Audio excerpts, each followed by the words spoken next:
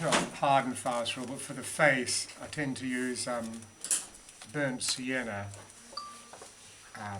with a touch of English light red to draw the lines in. Burnt sienna is like a sort of reddy brown, so it's got a certain warmth to it. But a bit of English light red stops it getting too dark and strong. It softens it a bit. So I'm really just saving the lines from being rubbed out. If you're a left-hander, work from the left, so your hand doesn't smudge the stuff you've painted. So you're just going over the lines? It's over the lines of the stage. So what I'm going to do next is do a bit of the underpainting for the flesh, but more importantly for the garment. And what colour sienna is that you're doing for the This face? is burnt sienna with a touch of English light red.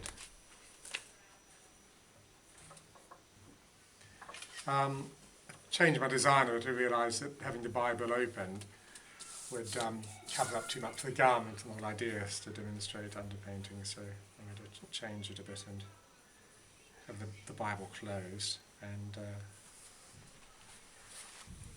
use this as a guideline for the garment.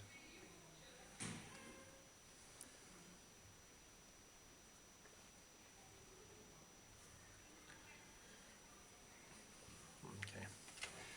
I'll also do the beard in the same colour.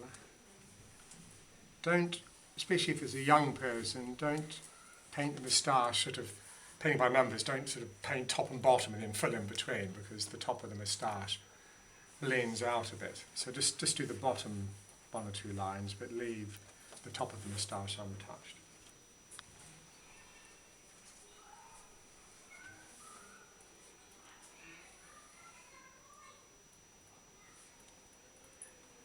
Likewise with the beard, don't sort of fill the whole beard and just do the lines there to get the length right at the bottom. Sorry. Okay. Just so I don't rub it out, I'll do the garment as well. So this is obviously going to have a blue outer garment. Big inner garment I'll use for that. So in this icon, you're going to see membrane used for the outer garment and proplasmos for the inner. So you get two different techniques in the same icon.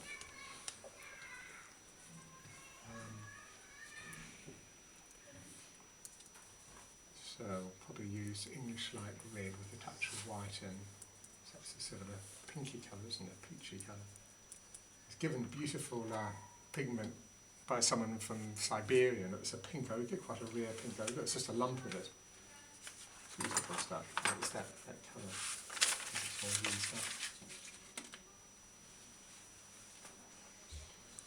So for the lines, use English light red by itself, but then the background will be English light red with a touch of white. Watch how each line finishes. They don't all finish in points. That's a point, that blunt, and that turns the corner a bit.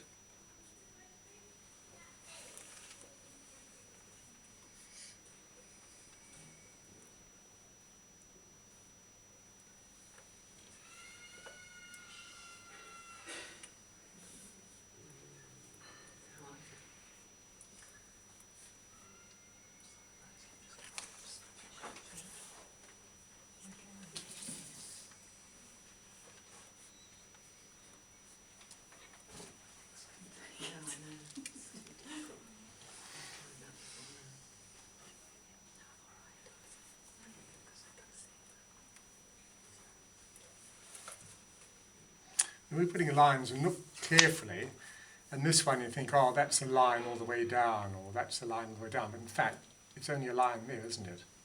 Look closely. That's just a gap left. Sometimes it starts as a line, drawn in at this stage, but then continues just as the background left exposed between the highlighting.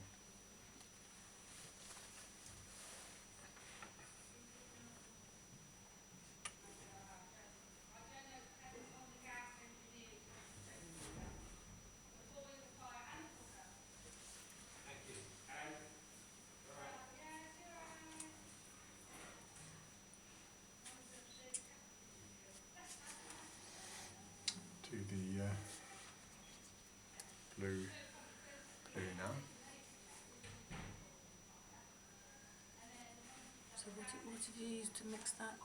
The blue is just black and azurite.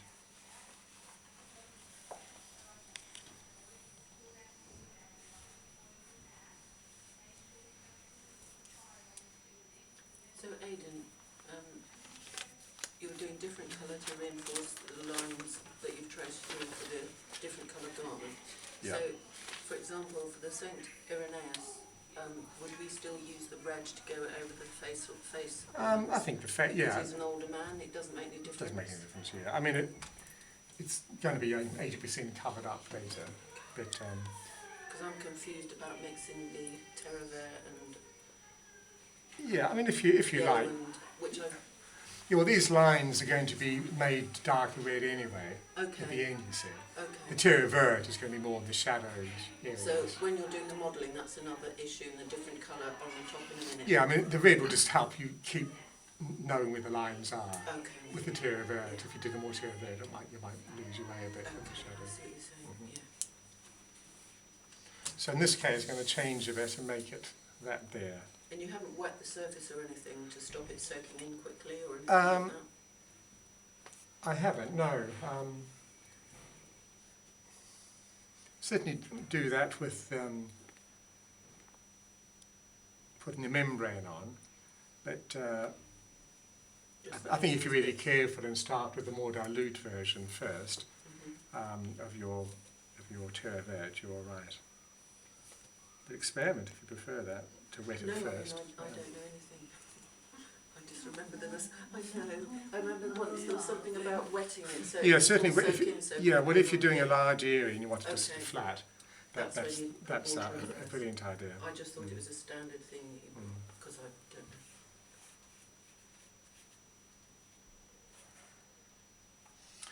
Okay, so I'll do the garment now. So for that you need a brush with a good point but a bit of a belly, and have two solutions, one more dilute. And the first time you start doing your modelling, have the dilute version of it. You can always build up darker, but you can't lighten easily. Okay. So it's obviously dark around the outside.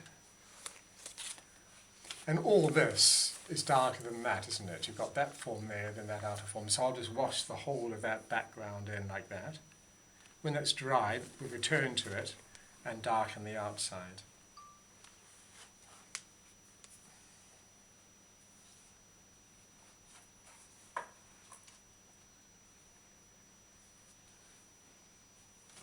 So now I'll go on this one here, so all around the outside there. Some pigments handle better than others. This is azurite, which has got a little bit of grit in. I mean, it's very fine azurite, but you will find that it doesn't blend as easily as some others. And terre vert is a bit sort of sludgy, so it is a bit difficult to handle, but it's I think still very good for faces. So make sure you have your egg and water mix handy. And that's egg and water. That's what's egg stock. Egg and water. That's about 20% egg, 20% water, 80% water. So that can be used to soften the edge. If you put your paint on straight away, go over the edge, and that can create a nice blended edge quite naturally. I found the modelling has got to be done about 2 or 3 times, so basically repeat the process. Don't try to get it just right first time. Each paint layer needs a bit of time to recuperate and strengthen up a bit.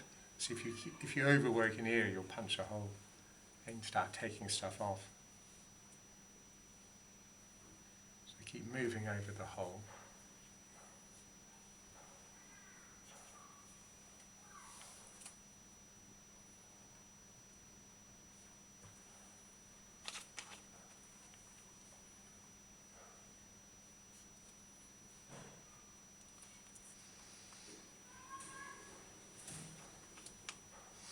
A bit coming in here.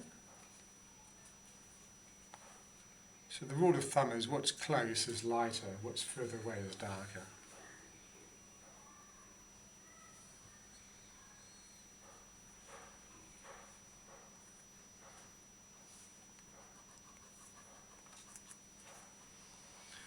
this line here is subsidiary compared to that line, subsidiary compared to that one there. So I'll go back over that and make it darker.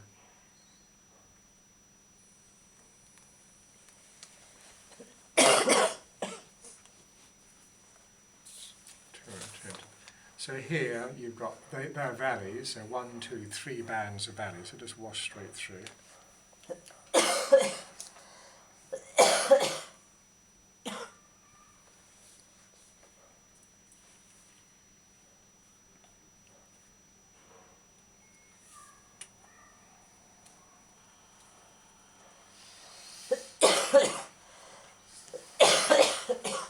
Settle down a bit, so let's go over that, darkening the outside a little bit, and the bottom is a bit darker as well.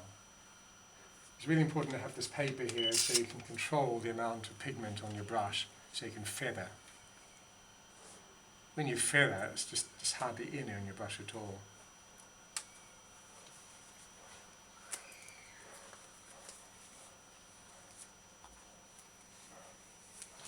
Come back to your full strength now. Strengthen up lines.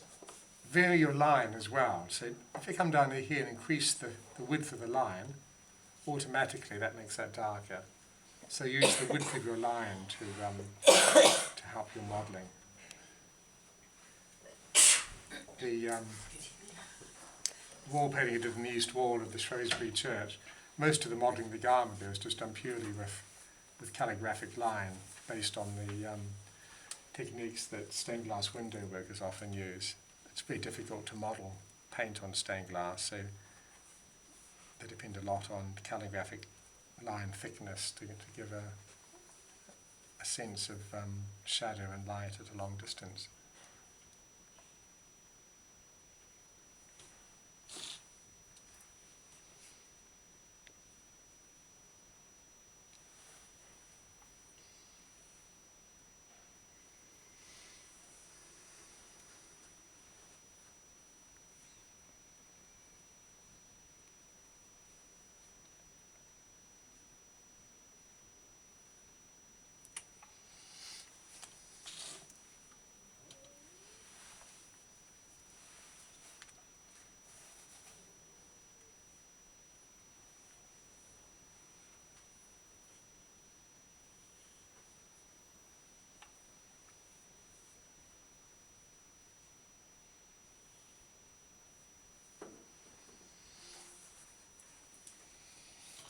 Leave that to settle, and then on the face, mix up some Terre Verte and yellow. Terre Verte is a clay substance and a bit difficult to manoeuvre, so I found a bit of yellow ochre helps that a bit, and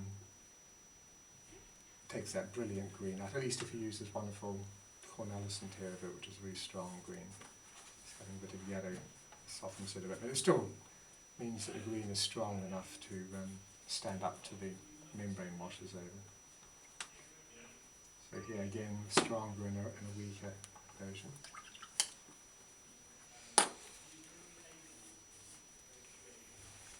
As I said in the little slideshow, if you're doing an older person, you can afford to do more of the modelling at this stage, but all the creases here I'm not going to put in at this stage. That's going to be the membrane showing through between highlights. So with Christ it's quite straightforward, really, just a bit of modelling around the outside.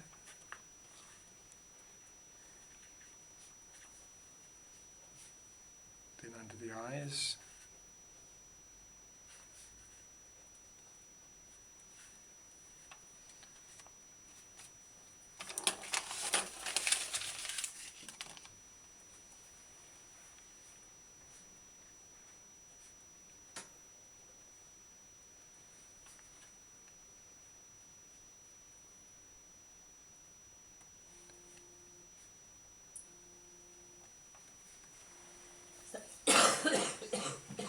Make sure your cheek is strong. Don't let your shadow push the cheek in. So I've got to put too much green there.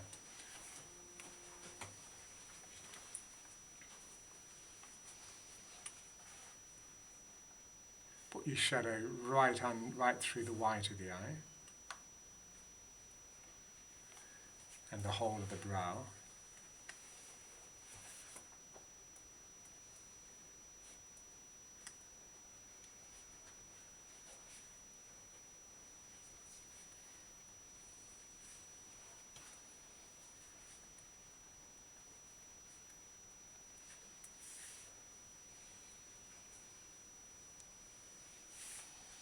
You can see the line of the left line of the nose. I didn't put it in red much at all, because that's more just the shadow stopping, whereas that's got a definite line.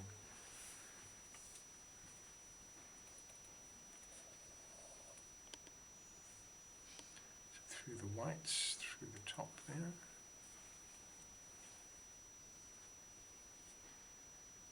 And then don't trace or paint in the bottom bag as a line. Just do it at this shadow stage. Sorry, did you say that again? In some of your drawings, you would have put the bottom shadows below the eyes. Don't trace them in. Just put them in freehand at this stage. If you trace them in and go over them in red, they'll just sort of look like horizon lines, and they're not. They're just a sort of a sharp valley.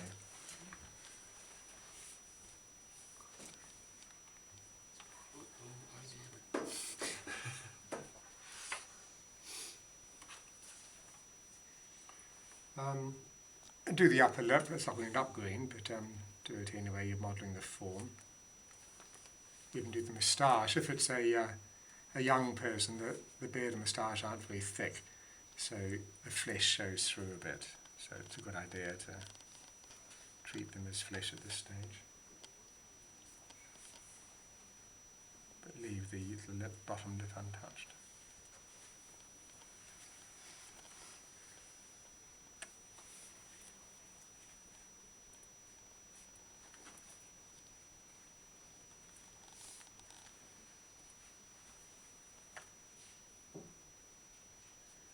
In most cases, there's a very important gap between the moustache and the beard. If you don't have that, so see the flesh coming down, then the beard looks stuck on. But as it is, the flesh can come in and come down there a little bit. It integrates the beard and the flesh.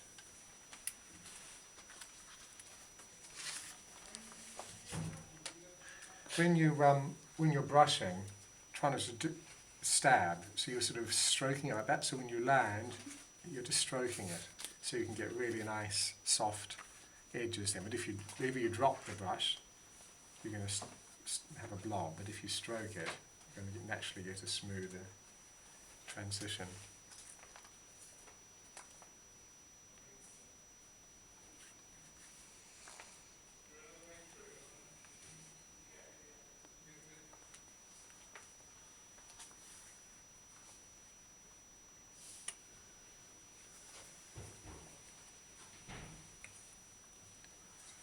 In the final result, it's good in a flesh to have this merger of green, which is cool, with red, which is warm, then yellow and white, which sort of unite things.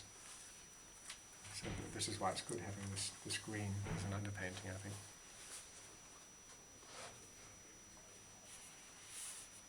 I missed that. Why is the green good to have as underpainting? Well, the green and red are complementary, so together they give a sense of joy. But green recedes, it's cool, whereas red comes forward. So you can do a lot of your modelling, not with dark and light, but with cool and warm.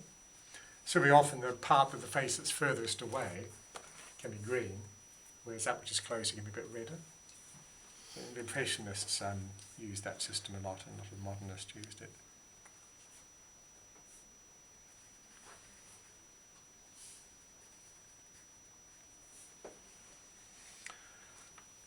Okay, so just get more of the same really, just keep going like that. So which bits of the blue are kind of finished? Is that kind of the level you want to get it to? I'd probably I'd work a little bit more, but just think it's got to, depending on the depth of blue you wanted, I want this sort of bluey black. So I'd have to go over that a bit more, otherwise I'd lose most of what I've done. So I'm going to add a patch of black to the blue. But that's getting closer. Probably what I might do then is add a touch of black to the blue for the final lines before the glaze goes on, the membrane goes on. So around the outs, around the right side of that.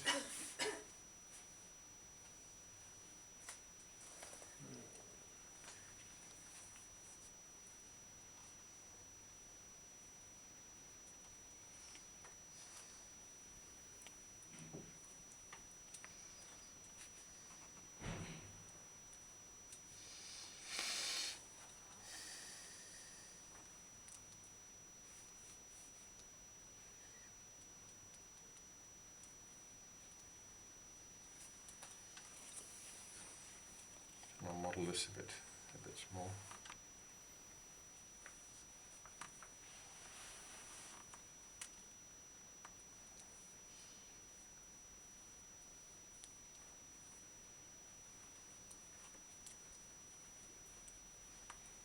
So model your main masses first. So you see I just put in those valleys first and then you can model. But if you start from the top and go down in little detail, you won't get the right hierarchy. So start with the grand scale of things and get down to the detail. But always start with the bigger forms. Any other questions? Yeah, when we start. Shall we start before we So I'll do all that again, do exactly the same thing over again. And of course having 2 or 3 layers of green will make it deeper. And you can make a lovely subtle underpainting, but if it's not dark enough, you completely lose it all when you put your membrane on. So it's got to be darker than you think. If you look at some of Father Zenon's underpainting, it's quite rough really, but because one puts about 3 layers of membrane over the top, that sort of softens things. Then you've got the highlight over that, and so it does have to be. Just remind yourself that it's underpainting; it's not the final thing. So the gum, that is the membrane technique, is it, rather than proplasma? This is membrane technique, yeah. Yeah. So you're not going to take a wash over the, or you will take a I wash will, over the yeah. whole. But what I'll do here, I'm confused by showing you 2 things at once, but here in another demonstration, I will put over all that, probably English light red with a touch of white to create that sort of pink. And then with blue and white, perhaps a touch of black, start building up the highlights. So it's just flat. No modelling. The modelling is just the result of this contrast of the higher up stacked lights against the darker light. Okay? You can model your hair with membrane technique, or you can do it pro-plasmos. I tend to do it pro-plasmos.